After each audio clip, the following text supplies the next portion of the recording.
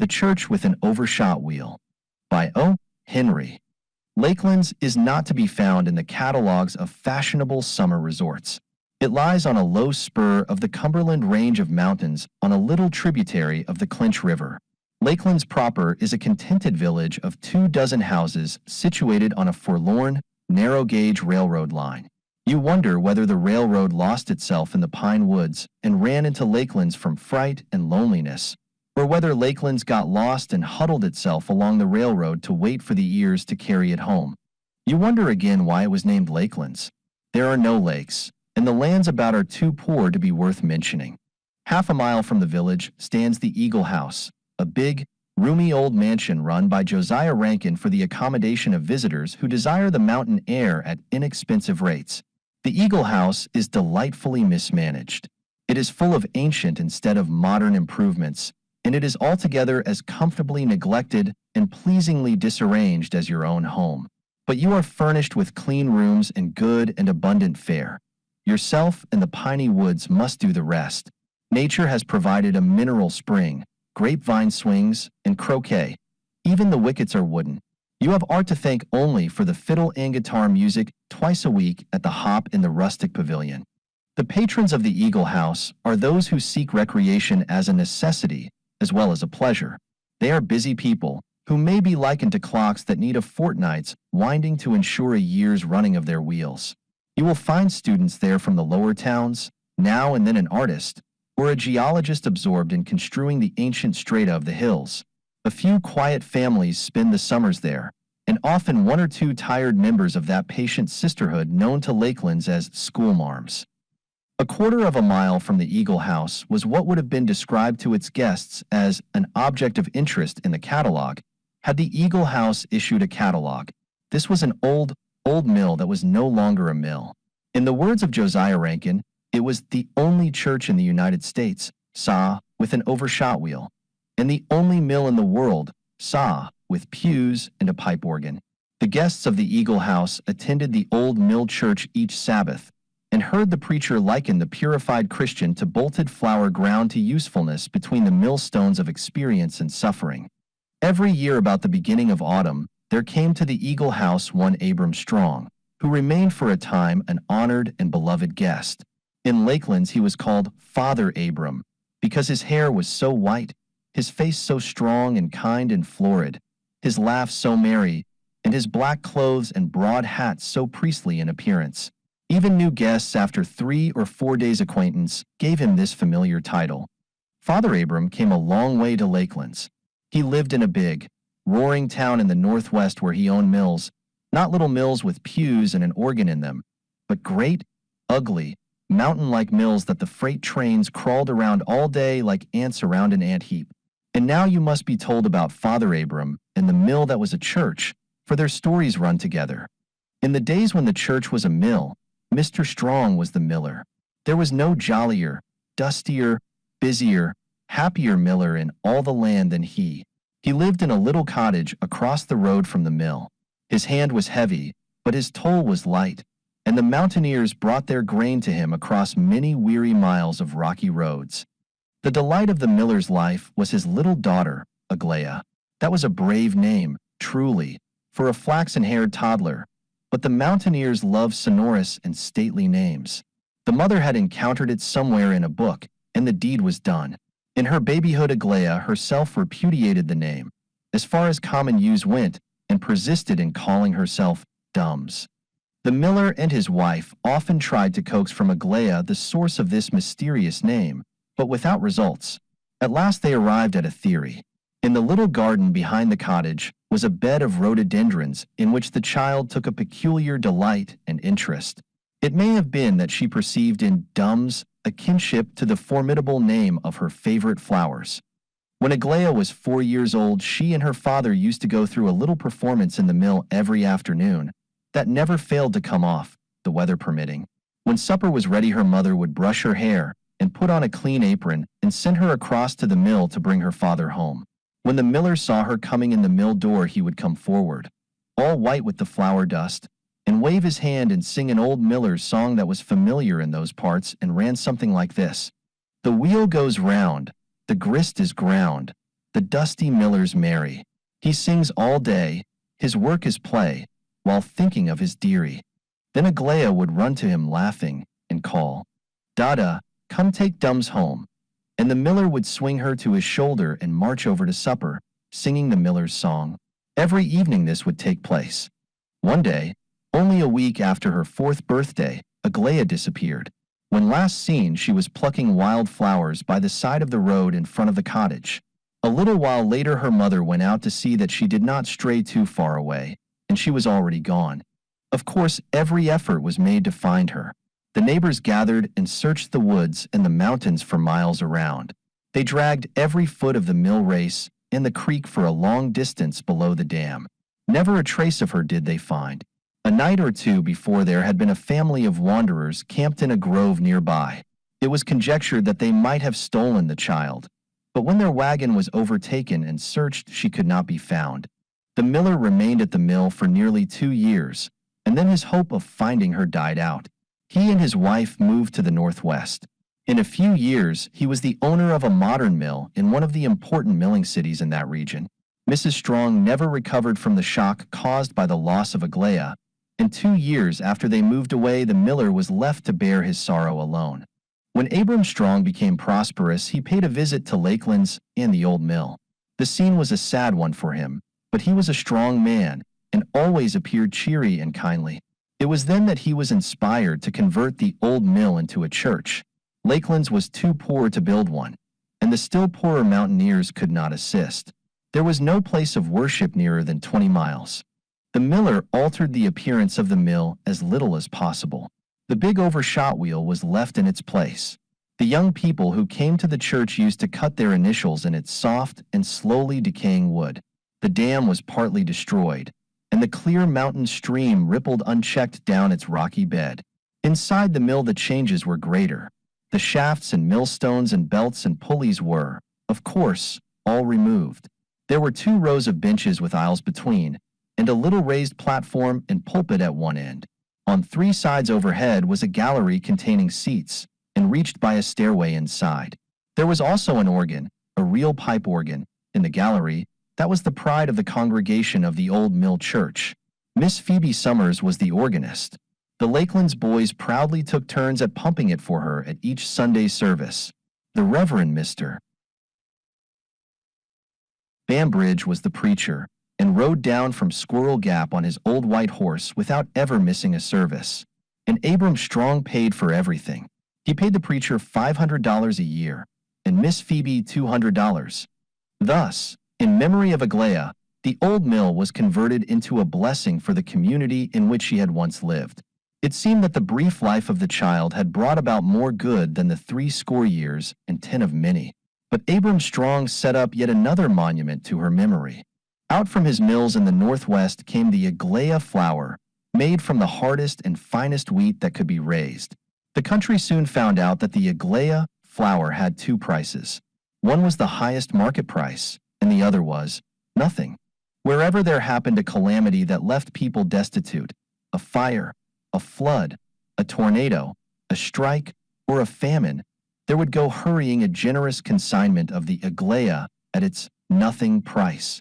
It was given away cautiously and judiciously, but it was freely given, and not a penny could the hungry ones pay for it. There got to be a saying that whenever there was a disastrous fire in the poor districts of a city, the fire chief's buggy reached the scene first, next the Aglaia flour wagon, and then the fire engines. So this was Abram Strong's other monument to Aglaia. Perhaps to a poet the theme may seem too utilitarian for beauty, but to some the fancy will seem sweet and fine that the pure, white, virgin flower, flying on its mission of love and charity, might be likened to the spirit of the lost child whose memory it signalized. There came a year that brought hard times to the Cumberlands. Grain crops everywhere were light, and there were no local crops at all. Mountain floods had done much damage to property. Even game in the woods was so scarce that the hunters brought hardly enough home to keep their folk alive. Especially about Lakelands was the rigor felt. As soon as Abram Strong heard of this, his messages flew, and the little narrow-gauge cars began to unload Aglaia flour there. The miller's orders were to store the flour in the gallery of the old mill church, and that everyone who attended the church was to carry home a sack of it. 2 weeks after that, Abram Strong came for his yearly visit to the Eagle House and became Father Abram again. That season the Eagle House had fewer guests than usual. Among them was Rose Chester. Miss Chester came to Lakelands from Atlanta, where she worked in a department store. This was the first vacation outing of her life. The wife of the store manager had once spent a summer at the Eagle House. She had taken a fancy to Rose and had persuaded her to go there for her 3 weeks holiday. The manager's wife gave her a letter to Mrs. Rankin, who gladly received her in her own charge and care. Miss Chester was not very strong. She was about 20 and pale and delicate from an indoor life. But 1 week of Lakelands gave her a brightness and spirit that changed her wonderfully. The time was early September, when the Cumberlands are at their greatest beauty. The mountain foliage was growing brilliant with autumnal colors. One breathed aerial champagne. The nights were deliciously cool, causing one to snuggle cozily under the warm blankets of the Eagle House. Father Abram and Miss Chester became great friends. The old miller learned her story from Mrs. Rankin, and his interest went out quickly to the slender, lonely girl who was making her own way in the world. The mountain country was new to Miss Chester. She had lived many years in the warm, flat town of Atlanta, and the grandeur and variety of the Cumberlands delighted her. She was determined to enjoy every moment of her stay. Her little hoard of savings had been estimated so carefully in connection with her expenses that she knew almost to a penny what her very small surplus would be when she returned to work. Miss Chester was fortunate in gaining Father Abram for a friend and companion. He knew every road and peak and slope of the mountains near Lakelands. Through him she became acquainted with the solemn delight of the shadowy, tilted aisles of the pine forests, the dignity of the bare crags, the crystal, tonic mornings, the dreamy, golden afternoons full of mysterious sadness. So her health improved, and her spirits grew light. She had a laugh as genial and hearty in its feminine way as the famous laugh of Father Abram. Both of them were natural optimists, and both knew how to present a serene and cheerful face to the world. One day Miss Chester learned from one of the guests the history of Father Abram's lost child. Quickly she hurried away and found the miller seated on his favorite rustic bench near the Cullibbeate spring. He was surprised when his little friend slipped her hand into his and looked at him with tears in her eyes. "Oh, Father Abram," she said, "I'm so sorry. I didn't know until today about your little daughter. You will find her yet some day. Oh, I hope you will." The miller looked down at her with his strong, ready smile. "Thank you, Miss Rose," he said, in his usual cheery tones, "but I do not expect to find Aglaia. For a few years I hoped that she had been stolen by vagrants, and that she still lived. But I have lost that hope. I believe that she was drowned." "I can understand," said Miss Chester, "how the doubt must have made it so hard to bear. And yet you are so cheerful and so ready to make other people's burdens light. Good Father Abram." "Good Miss Rose," mimicked the miller, smiling. "Who thinks of others more than you do?" A whimsical mood seemed to strike Miss Chester. "Oh, Father Abram," she cried, "wouldn't it be grand if I should prove to be your daughter? Wouldn't it be romantic? And wouldn't you like to have me for a daughter?" "Indeed, I would," said the miller, heartily. "If Aglaia had lived I could wish for nothing better than for her to have grown up to be just such a little woman as you are. Maybe you are Aglaia," he continued, falling in with her playful mood. "Can't you remember when we lived at the mill?"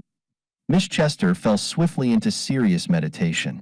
Her large eyes were fixed vaguely upon something in the distance. Father Abram was amused at her quick return to seriousness. She sat thus for a long time before she spoke. "No," she said at length with a long sigh, "I can't remember anything at all about a mill. I don't think that I ever saw a flour mill in my life until I saw your funny little church. And if I were your little girl I would remember it, wouldn't I? I'm so sorry, Father Abram." "So am I," said Father Abram, humoring her. "But if you cannot remember that you are my little girl, Miss Rose, surely you can recollect being someone else's. You remember your own parents, of course?" "Oh, yes, I remember them very well, especially my father. He wasn't a bit like you, Father Abram." "Oh, I was only making believe. Come now, you've rested long enough. You promised to show me the pool where you can see the trout playing. This afternoon, I never saw a trout. Late one afternoon, Father Abram set out for the old mill alone. He often went to sit and think of the old days when he lived in the cottage across the road. Time had smoothed away the sharpness of his grief until he no longer found the memory of those times painful. But whenever Abram Strong sat in the melancholy September afternoons on the spot where Dums used to run in every day with her yellow curls flying, the smile that Lakelands always saw upon his face was not there. The miller made his way slowly up the winding, steep road. The trees crowded so close to the edge of it that he walked in their shade, with his hat in his hand. Squirrels ran playfully upon the old rail fence at his right. Quails were calling to their young broods in the wheat stubble. The low sun sent a torrent of pale gold up the ravine that opened to the west. Early September. It was within a few days only of the anniversary of Aglaya's disappearance. The old Overshot-Wheel, half covered with mountain ivy, caught patches of the warm sunlight filtering through the trees. The cottage across the road was still standing, but it would doubtless go down before the next winter's mountain blasts. It was overrun with morning glory and wild gourd vines, and the door hung by one hinge. Father Abram pushed open the mill door and entered softly, and then he stood still, wondering. He heard the sound of someone within, weeping inconsolably.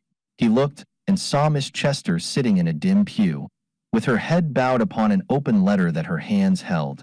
Father Abram went to her and laid one of his strong hands firmly upon hers.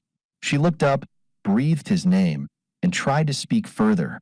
"Not yet, Miss Rose," said the miller kindly. "Don't try to talk yet.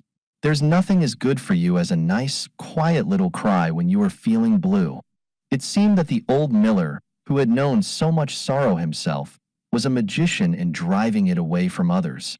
Miss Chester's sobs grew easier.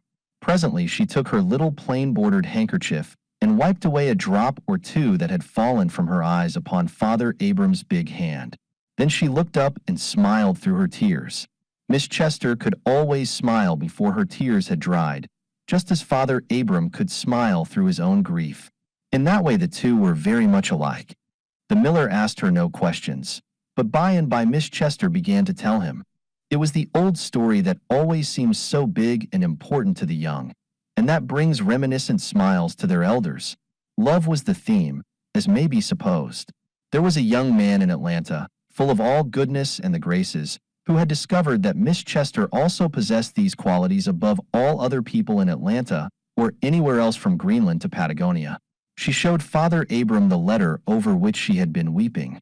It was a manly, tender letter, a little superlative and urgent, after the style of love letters written by young men full of goodness and the graces. He proposed for Miss Chester's hand in marriage at once. Life, he said, since her departure for a 3 weeks' visit, was not to be endured. He begged for an immediate answer, and if it were favorable he promised to fly, ignoring the narrow-gauge railroad, at once to Lakelands. "And now where does the trouble come in?" asked the miller when he had read the letter. "I cannot marry him," said Miss Chester. "Do you want to marry him?" asked Father Abram. "Oh, I love him," she answered, but down went her head and she sobbed again. "Come, Miss Rose," said the miller. "You can give me your confidence. I do not question you, but I think you can trust me." "I do trust you," said the girl. "I will tell you why I must refuse Ralph. I am nobody. I haven't even a name. The name I call myself is a lie. Ralph is a noble man. I love him with all my heart, but I can never be his." "What talk is this?" said Father Abram. "You said that you remember your parents. Why do you say you have no name? I do not understand." "I do remember them," said Miss Chester. "I remember them too well. My first recollections are of our life somewhere in the far south. We moved many times to different towns and states. I have picked cotton and worked in factories and have often gone without enough food and clothes. My mother was sometimes good to me. My father was always cruel and beat me. I think they were both idle and unsettled. One night when we were living in a little town on a river near Atlanta, they had a great quarrel. It was while they were abusing and taunting each other that I learned, oh, Father Abram, I learned that I didn't even have the right to be, don't you understand? I had no right even to a name. I was nobody. I ran away that night. I walked to Atlanta and found work. I gave myself the name of Rose Chester and have earned my own living ever since. Now you know why I cannot marry Ralph, and oh, I can never tell him why." Better than any sympathy, more helpful than pity, was Father Abram's depreciation of her woes. "Why, dear, dear, is that all?" he said. "Fie, I thought something was in the way. If this perfect young man is a man at all, he will not care a pinch of bran for your family tree. Dear Miss Rose, take my word for it, it is yourself he cares for. Tell him frankly, just as you have told me, and I'll warrant that he will laugh at your story and think all the more of you for it." "I shall never tell him," said Miss Chester sadly, "and I shall never marry him, nor anyone else. I have not the right." But they saw a long shadow come bobbing up the sunlit road, and then came a shorter one bobbing by its side, and presently two strange figures approached the church. The long shadow was made by Miss Phoebe Summers, the organist, come to practice. Tommy Teague, aged 12, was responsible for the shorter shadow. It was Tommy's day to pump the organ for Miss Phoebe, and his bare toes proudly spurned the dust of the road. Miss Phoebe, in her lilac-spray chintz dress, with her accurate little curls hanging over each ear, courtesied low to Father Abram, and shook her curls ceremoniously at Miss Chester. Then she and her assistant climbed the steep stairway to the organ loft. In the gathering shadows below, Father Abram and Miss Chester lingered. They were silent, and it is likely that they were busy with their memories. Miss Chester sat, leaning her head on her hand, with her eyes fixed far away. Father Abram stood in the next pew, looking thoughtfully out of the door at the road and the ruined cottage. Suddenly the scene was transformed for him back almost a score of years into the past. For, as Tommy pumped away, Miss Phoebe struck a low bass note on the organ and held it to test the volume of air that it contained. The church ceased to exist, so far as Father Abram was concerned. The deep, booming vibration that shook the little frame building was no note from an organ, but the humming of the mill machinery. He felt sure that the old Overshot-Wheel was turning, that he was back again, a dusty, merry miller in the old mountain mill. And now evening was come, and soon would come Aglaia with flying colors, toddling across the road to take him home to supper. Father Abram's eyes were fixed upon the broken door of the cottage. And then came another wonder. In the gallery overhead the sacks of flour were stacked in long rows. Perhaps a mouse had been at one of them. Anyway, the jar of the deep organ note shook down between the cracks of the gallery floor a stream of flour, covering Father Abram from head to foot with the white dust. And then the old miller stepped into the aisle, and waved his arms and began to sing the miller's song. "The wheel goes round, the grist is ground, the dusty miller's merry." And then the rest of the miracle happened. Miss Chester was leaning forward from her pew, as pale as the flower itself, her wide-open eyes staring at Father Abram like one in a waking dream. When he began the song, she stretched out her arms to him. Her lips moved. She called to him in dreamy tones, "Dada, come take Dums home." Miss Phoebe released the low key of the organ, but her work had been well done. The note that she struck had beaten down the doors of a closed memory, and Father Abram held his lost Aglaia close in his arms. When you visit Lakelands, they will tell you more of this story. They will tell you how the lines of it were afterward traced, and the history of the miller's daughter revealed after the gypsy wanderers had stolen her on that September day, attracted by her childish beauty. But you should wait until you sit comfortably on the shaded porch of the Eagle House, and then you can have the story at your ease. It seems best that our part of it should close while Miss Phoebe's deep bass note was yet reverberating softly. And yet, to my mind, the finest thing of it all happened while Father Abram and his daughter were walking back to the Eagle House in the long twilight, almost too glad to speak. "Father," she said, somewhat timidly and doubtfully, "have you a great deal of money?" "A great deal," said the miller. "Well, that depends. There is plenty unless you want to buy the moon, or something equally expensive." "Would it cost very, very much?" asked Aglaia, who had always counted her dimes so carefully, "to send a telegram to Atlanta?" "Ah," said Father Abram with a little sigh, "I see. You want to ask Ralph to come?" Aglaia looked up at him with a tender smile. "I want to ask him to wait," she said. "I have just found my father, and I want it to be just we two for a while. I want to tell him he will have to wait.